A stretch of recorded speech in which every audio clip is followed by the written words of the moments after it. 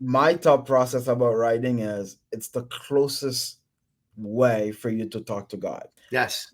For Yes. me, a lot of people thinks like, hey, I can pray, which is great, I respect that, or I can read the Bible, which is great, I respect that. But try to take a pen and a paper and start writing something, and you will understand how you can make that thing manifest and how it comes clearly into your head. So to me, it's important that people take a pen and paper. I feel like that generation coming is going to lose a very important way to connect with the world because they're just typing everything. They don't even know how to write. And to me, it's the closest you are to God, man. Yep. And that's why we force it.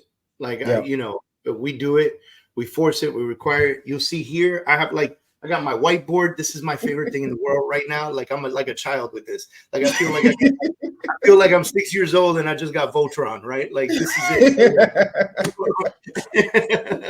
but but the reason why I love it so much is because a whiteboard forces you to write things down and really like dissect things with writing.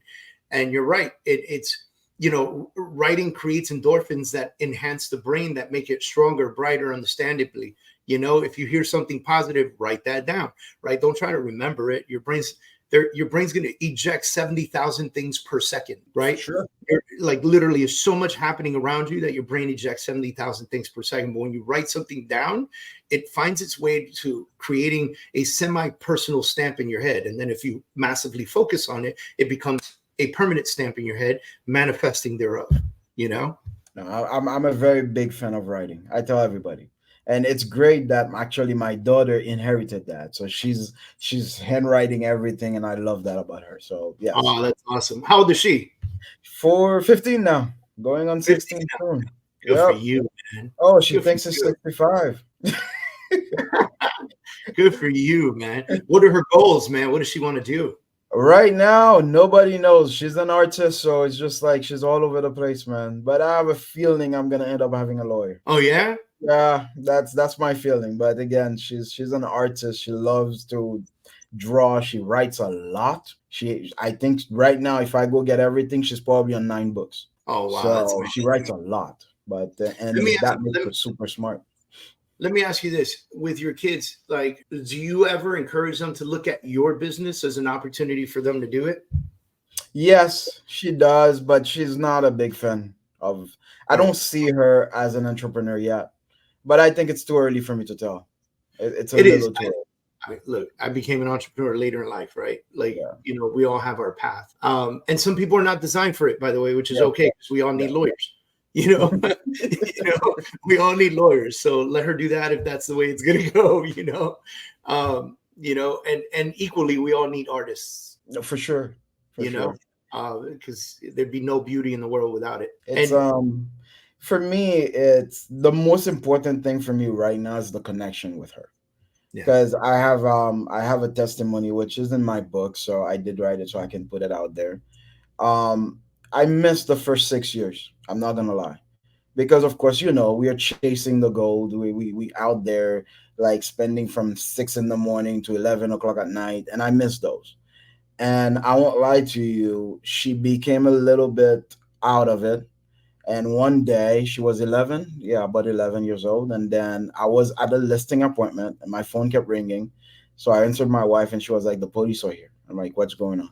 Oh, they saying that Liana saying she's going to kill herself. I'm like, where is she? Oh, she's at tutoring. I'm like, fuck. So I raced to tutoring and I got there. And I'm gonna tell you, David, the minute that I got there, the police got there at the same time, and then they went and talked to her, and then they were like, they have to big her actor. I'm like, why? Because obviously she was slicing herself, very superficial, nothing deep. The scars are not even there anymore.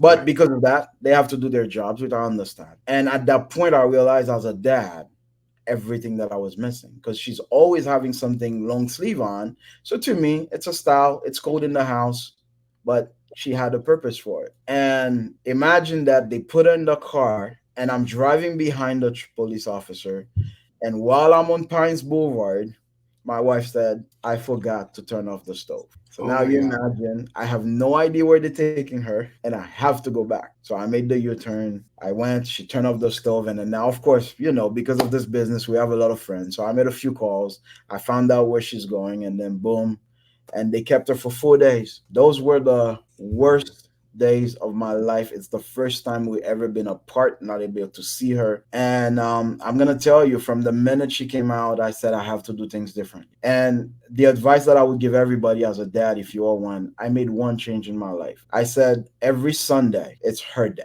So every Sunday morning we wake up, I take her to eat breakfast in a different spot. And you already know how big Miami and Broward is. So it's Yeah. been almost 3 years. We never ate at the same place.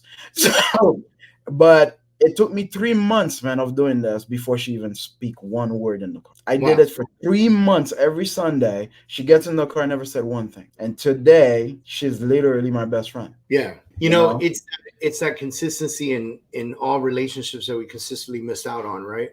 How are you building the balance? Because it's got to be more than just Sunday. Like, I know Sunday's her day, but how are you building the balance I'll between tell the you, business that you I run? Because do one thing now, which is when I get home, I cannot walk in the house while I'm on the phone. So if I was in the car, that conversation is gonna stay in the car and stop. And I walked in the house as a dad. And from that minute, we stopped talking about the day, what happened in school, blah, blah. We'll spend 30, 40 minutes talking. And that alone is bringing the relationship closer and closer and closer. And at that point, she's just like, now she's just I would say, almost the perfect child. So here's something interesting, because now you're saying I have a cutoff time, and I heard that loud and clear, because a lot of my clients have problems with cutoff times, and I'm coaching them into helping them train the people that they do business with that they have a cutoff time. When you think of, like, some of my clients are title agents, and realtors call them at all hours of the night, and they always feel like they have to be available. If not, they're going to lose their clients. And I go, that's just not true. It's You've not just true. trained them. You've trained those people on the fact that you will actually pick up the phone. Yep. It's So like kids. how Like did you when a young kid is training you when they're doing bad stuff. What you're yeah, how saying? did you retrain everybody? How did you retrain everybody to understand this better? I'll be honest with you. Literally, by me not answering at that particular time, and I always return my calls. Like Right. right now, while we're talking, I'm sure I'm gonna have 15 missed calls. I will take a minute and return every single one of them. And because of that, one person gave me a compliment one day. The person says, "Carl, do you know why I mess with you?" I'm like, "Why?" "You are always available. If you're not, you return the call." And I'm like, "Wow, I never even paid somebody was paying attention to that." But he It's a did. world. So that's what it is. You know why? Because most business owners don't return the phone calls. Most That business doesn't make owners get sense. so busy in their day of non-money making activities that they don't take care of the actual money making activities, which is picking up that phone call and dealing with a client who wants something from you. Yeah, it's crazy. So for me, that's what it is. And then it's a fear, David. It's a fear that you think when you don't pick up the call, you're gonna lose. Yeah. And once you go over that hump, you realize that it's not true. And most people is getting them over that. Right. So we got. I had. I just googled this because it was the acronym of fear, right? Like the meaning Yeah, of fear, or the acronym of fear, and it's false evidence appearing real. real.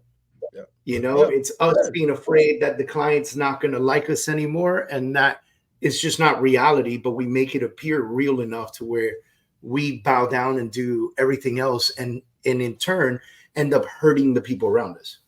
but if it's not even that, let's not even go through the people around us. Go through that particular client. David, you've been there a long time. I've been there a long time. Think about the exact client that you deal everything for is the client that appreciate you less or you end up losing anyway. The one Yeah. you respect the boundaries, you have them for 20 years. Yeah, you have them forever. Their Yeah, their mission their mission in life is to respect you. exactly. Yeah. Yeah, So that's my advice to everybody, man. It's like, create your boundaries and set up the rules. People will follow. People respect individuals with rules. that's incredible, man. I love that. I love that. I need to write that down when we finish this. People respect individuals with rules, right? They do. We talk about this consistently in in our group coaching settings, because some people catch on quicker than others. And so it's really great when the people that catch on and they go, "Oh my God, this is happening," and everyone is in alignment. And then the people who are not catching on go, "Okay, wait a minute, I'm doing something wrong." You know, Yeah. like I need to make a change. I'm doing something wrong. What am I doing wrong? Why do I need to fix this immediately? You know what I mean? And it becomes a situation where, you get to be the one who dictates your schedule instead of allowing everybody else to push you around and dictate you around. And then now you turn around and you're hurting your daughter, you're hurting your Yes, spouse, you're hurting exactly. people around you, you know? Yeah.